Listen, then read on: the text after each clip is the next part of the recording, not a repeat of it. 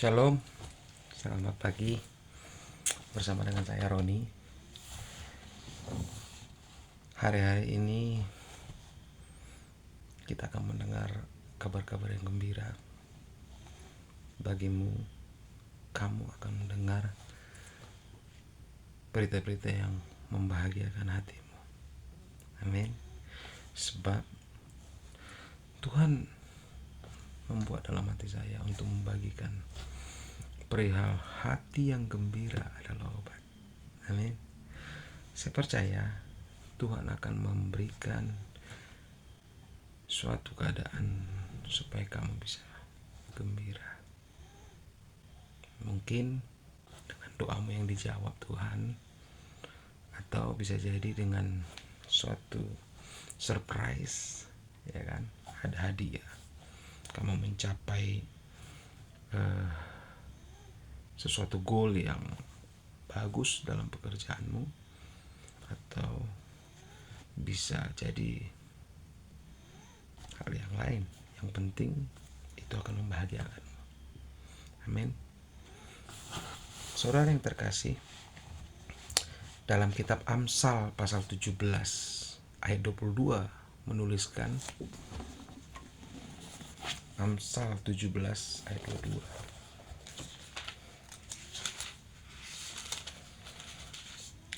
Saya akan membacakan kepada saudara.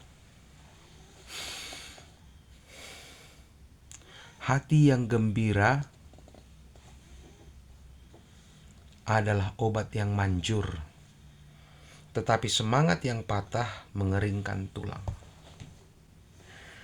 Nah, saya percaya saudara, semua hal yang membuat hati kita gembira itu akan bisa menghilangkan semua rasa sakit kita.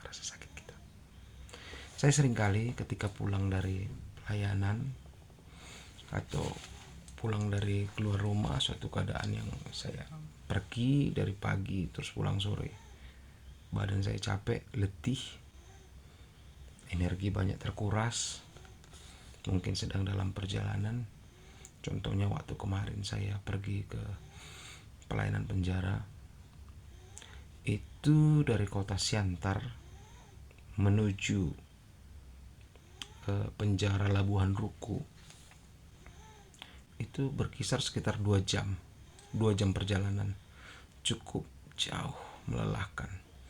Dan pada waktu itu saya menyetir mobil sendirian, capek sekali. Tapi ketika pulang dari sana pelayanan,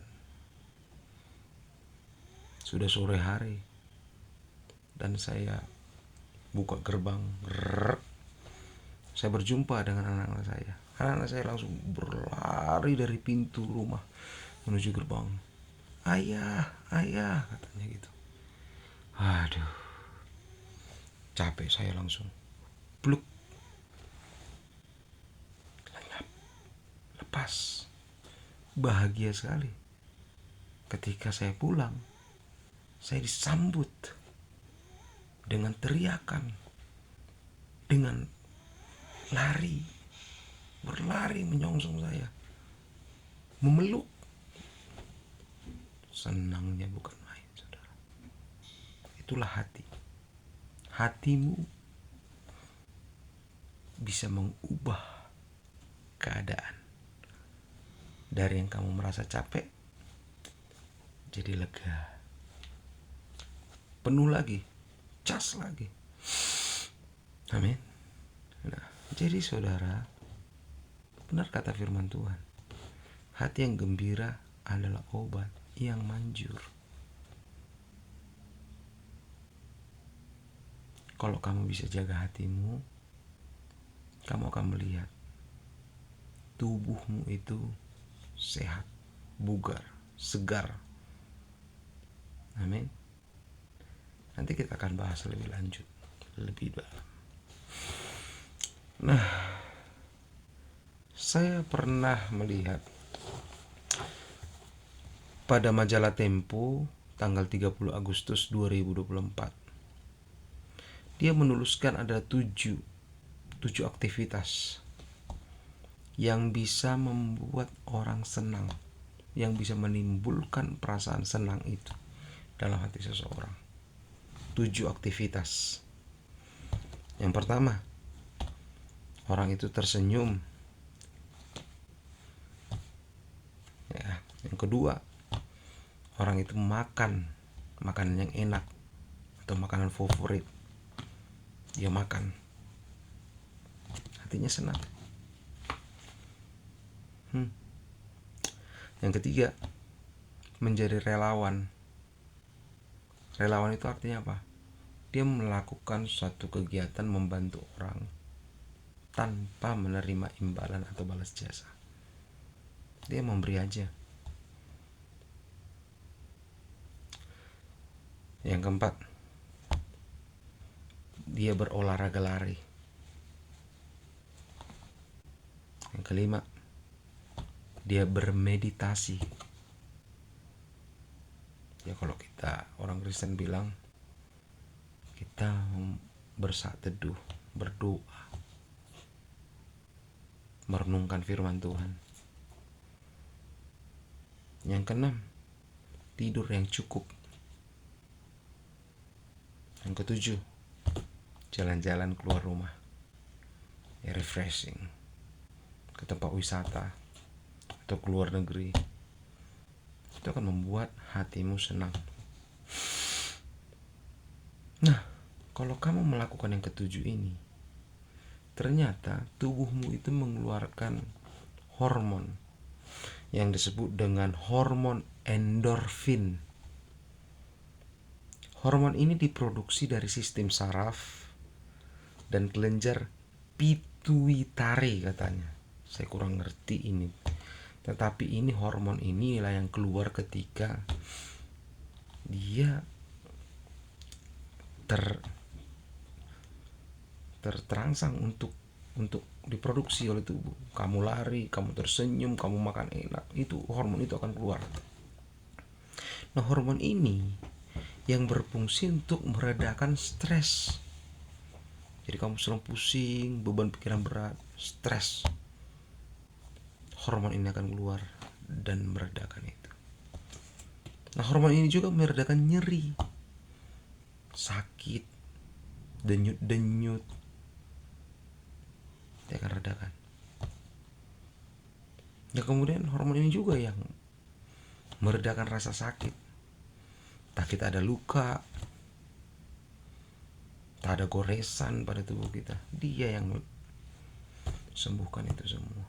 Stres sembuh, ya, nyeri sembuh, luka sembuh.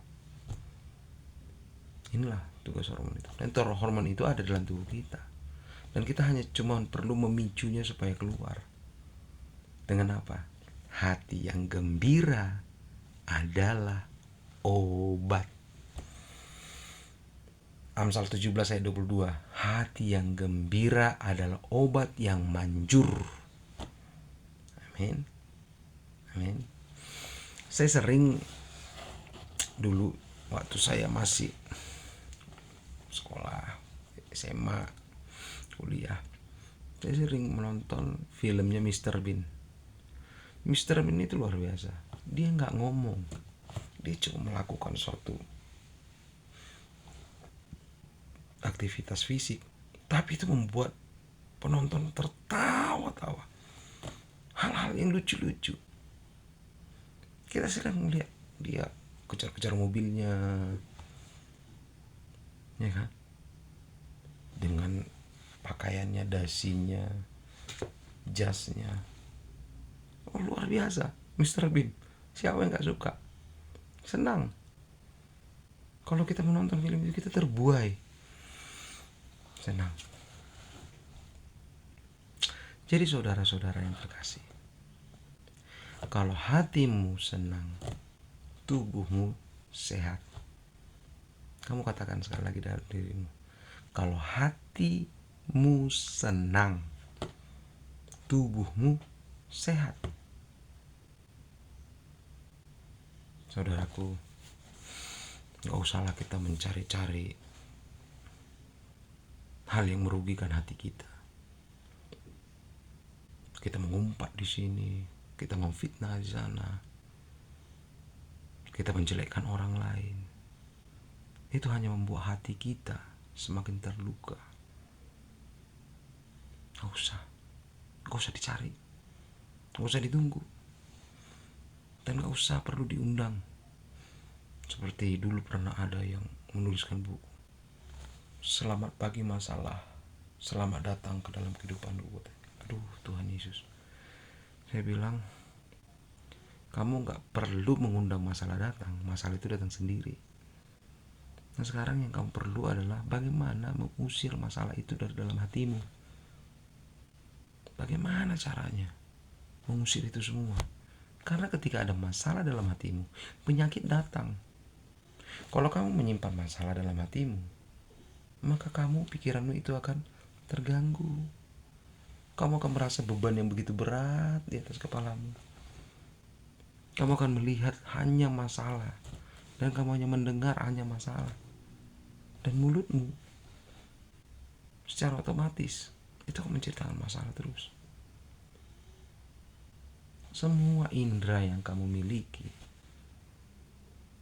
itu menjadi tidak berfungsi dengan baik dan sehat. Masalah. Amin. Nah, jadi ciri-ciri orang yang berbahagia itu adalah orang yang suka berbagi kebahagiaannya. Dia suka bagi. Amin. Kalau saudara bisa lihat tayangan stand up komedi, siapa sih stand up komedi yang dulu kita lihat tidak menjadi orang yang berhasil dan sukses? Saya lihat rata-rata berhasil, yang menang-menang ya maksud saya, yang juara. Mereka berbagi humor, orang tertawa, dan mereka mendapat bayaran yang sangat besar. Saya pernah lihat Mongol Stress mengatakan begini. Dia suatu kali pernah, ya namanya Mongol Stress, tapi namanya bukan itu, tapi saudara bisa lihat di YouTube. Dia mempunyai julukan itu. Dia bercerita satu kali dia cuman membuat komedi atau humor selama berapa menit gitu, dan bayarannya miliar. Wah, saya pikir ya kan, orang dibuat dia senang, tertawa, dan dia juga mendapat hasilnya. Dia juga senang dengan bayaran yang tinggi. Amin. Jadi saudara bisa lihat ciri-ciri orang yang berbahagia. Dia itu suka berbagi kebahagiaan. Kemudian dia penuh kasih sayang. Nah, kasih sayang seperti apa? Kasih sayang itu perhatian, ketulusan, kemurah hatian. Itu kasih sayang. Amin. Nah, saudara-saudara yang terkasih, kalau kita tanya lagi ciri-ciri yang gak bahagia itu seperti apa? Ya kebalikannya aja dari yang 7. Itu simpelnya. Banyak sebenarnya wujud-wujud daripada tidak gembira itu. Tapi kita akan fokus pada kenapa atau apa yang sebenarnya membuat orang gembira atau tidak gembira. Kita fokus pada itu. Kalau masalah tentang manifestasinya ya macam-macam ya. Nah, tapi kita fokus pada hati. Hati itulah yang dasarnya orang bisa bahagia atau tidak. Amin. Matius 15 ayat 8 sampai 11. Ini adalah penyebab hati yang tidak gembira. Matius 15 ayat 8 sampai 11. Firman Tuhan mengatakan begini, bangsa ini memuliakan aku dengan bibirnya, padahal hatinya jauh daripadaku. Garis bawahi, hatinya jauh daripada Tuhan. Percuma mereka beribadah kepadaku, sedangkan ajaran yang mereka ajarkan ialah perintah manusia.